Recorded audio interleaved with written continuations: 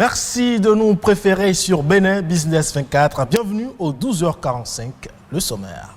La révolution numérique transforme le monde et ouvre la voie à de nouvelles possibilités. Au Bénin, un jeune a créé une application qui permet d'écrire dans toutes les langues nationales, découverte dans un instant. Et puis vous connaissez certainement les emojis, ces petites icônes qui vous servent à ponctuer vos messages échangés par SMS ou sur les applications de messagerie. À quoi servent-ils exactement? Nous en parlons dans ce journal. Et puis enfin, si le taux de scolarisation est en hausse dans le monde, le chômage, quant à lui, demeure un problème de développement en cause les formations qui ne répondent pas toujours à la demande. Explication avec un sociologue.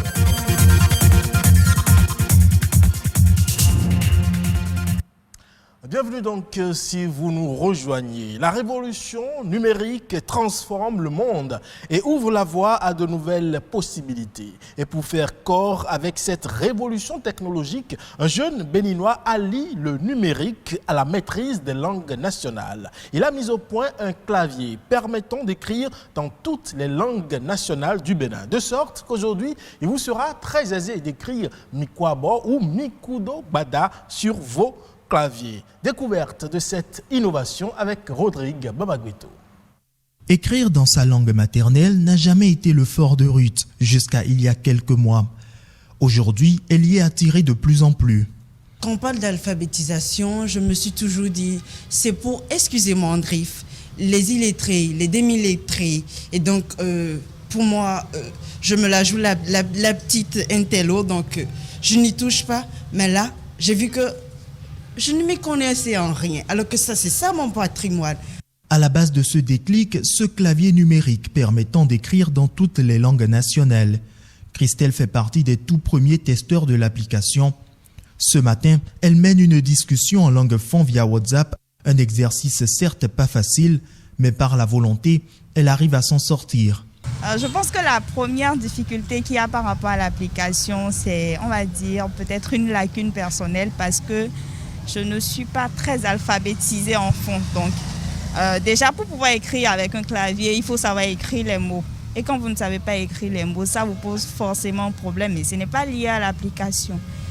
Et c'est en cela que c'est heureux d'avoir une application qui aujourd'hui motive chaque Béninois à vouloir savoir davantage sur sa langue, à vouloir être alphabétisé. En plus de ce clavier, 221 stickers, tous en fond, sont également conçus.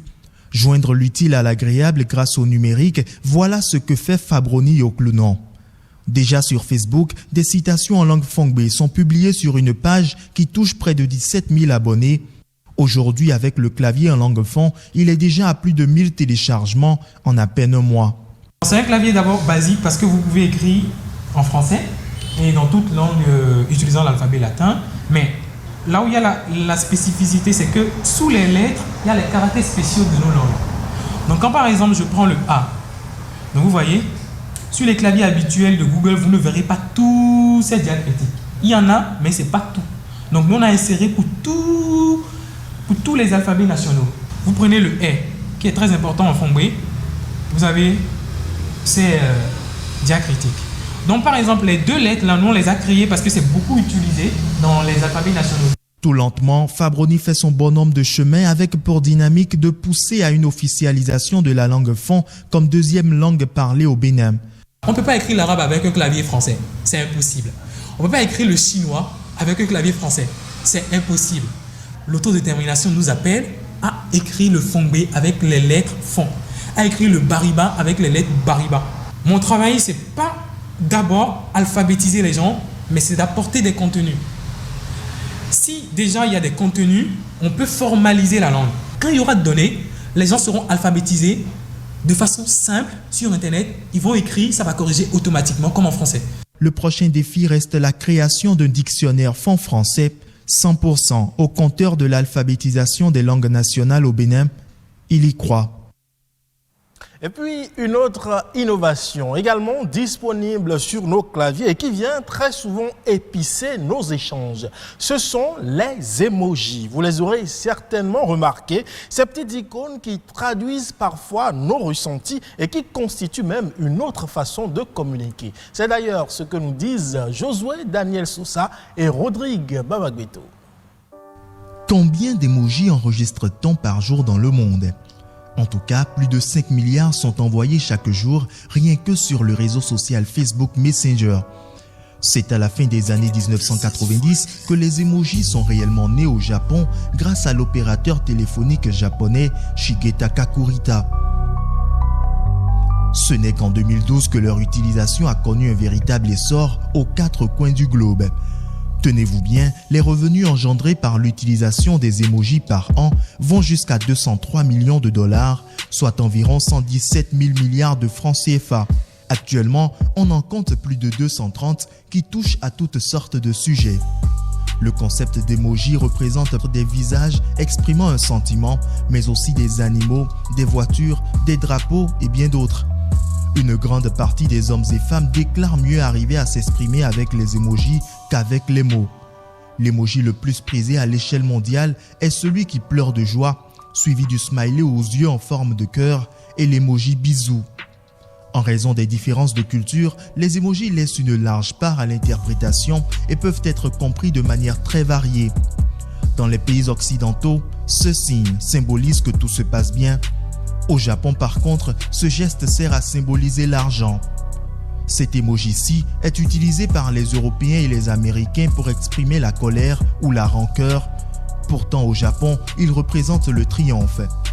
Les emojis ont leur instance mondiale chargée de sélectionner et réglementer leur usage, le consortium Unicode.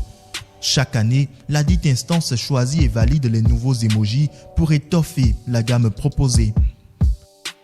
L'utilisation d'emojis semble aujourd'hui inévitable. Et puis aujourd'hui, de nombreux jeunes béninois sont confrontés à un avenir incertain sur le marché du travail. Pourquoi? En raison parfois du champ restreint des formations professionnelles, du manque d'emplois correspondant à leur qualification ou même à cause des offres de formation qui ne correspondent pas toujours aux besoins du marché. Dans un tel environnement, alors, on s'interroge pour savoir comment tracer son chemin. Éclaircissement ici avec une spécialiste des questions de jeunesse. Il y a un travail en amont qui devrait se faire, non pas seulement par les parents, mais maintenant si nous prenons les parents, c'est vrai, ils doivent faire un suivi, ils ne doivent pas choisir pour le jeune, mais ils doivent orienter le jeune à choisir déjà une série au collège et ensuite une filière à l'université. Ils doivent suivre leur enfant déjà au bas âge pour savoir ce que l'enfant aime faire, quelle est sa passion, quel est le domaine dans lequel l'enfant est vraiment épanoui. Et là, lorsqu'il s'agira de choisir, maintenant ils pourront dire à l'enfant, mais moi je te vois beaucoup plus dans ça parce que tu sais mieux faire ceci, en donnant des arguments et en amenant l'enfant à choisir lui-même. Donc le parent n'est pas là pour choisir pour l'enfant, non, mais le parent est là pour orienter l'enfant. Et lorsque ce travail d'orientation n'est pas fait, et déjà en amont, c'est qu'on retrouve sur le marché de l'emploi des jeunes qui cherchent seulement un emploi pour survivre et non pas quelque chose qui les passionne. Et ça pose encore d'autres problèmes pour les entreprises. Du coup, on ne va pas reprocher aux entreprises de chercher beaucoup plus de personnes compétentes, non. Et donc, c'est à ce jeune-là de pouvoir s'adapter aux besoins pour continuer. Un jeune est capable de transformer juste un stage non rémunéré en emploi. Parce qu'il aurait montré de quoi il est capable, il aurait montré la compétence qu'il a en lui, il aurait montré vraiment qu'il est capable de faire quelque chose. Et bien plus encore, il aurait montré à l'entreprise qu'il a la compétence qu'il faut pour résoudre un problème de l'entreprise, qu'il a la compétence qu'il faut pour répondre à un besoin de l'entreprise. Et là, du coup, l'entreprise ne veut pas laisser un tel jeune partir. L'entreprise va chercher à maintenir ce jeune-là parce qu'il résout un problème, parce qu'il comble un besoin. Une nouvelle brève à présent. Au Gabon, une mission conduite par la FAO et des autorités locales sillonne les villes du pays afin d'interagir avec les parties prenantes du sous-secteur de la pêche et d'identifier les appuis nécessaires pour un développement optimal et durable de l'activité. Il est question d'évaluer les atouts, les opportunités ainsi que les contraintes liées au développement de la pêche dans le pays. Ce projet en cours de maturation vise le développement et l'encadrement des chaînes de valeur des produits halieutiques de la pêche artisanale de manière durable, efficace et inclusive. Tout cela à travers les renforcements des capacités des centres de pêche et des services rendus aux organisations de producteurs. Et puis lui, on le surnomme le pinceau du Sahel. Il a à son actif 40 ans de carrière artistique exceptionnelle. Il a nom Kalidou Kassé. C'est un artiste plasticien sénégalais de renommée mondiale. Allons donc à sa découverte avec Fatou Diouf de la RTS.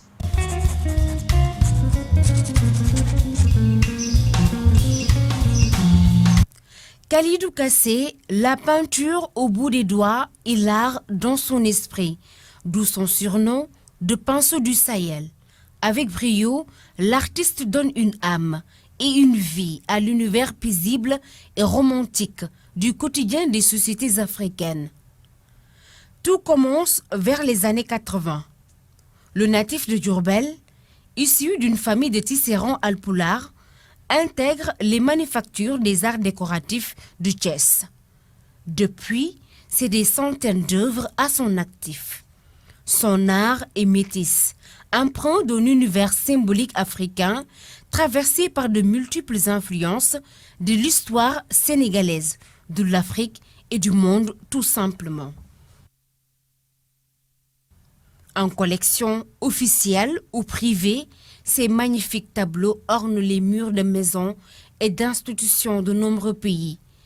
Sénégal, Côte d'Ivoire, France, Monaco, Allemagne, États-Unis, Corée du Sud, Arabie Saoudite, entre autres.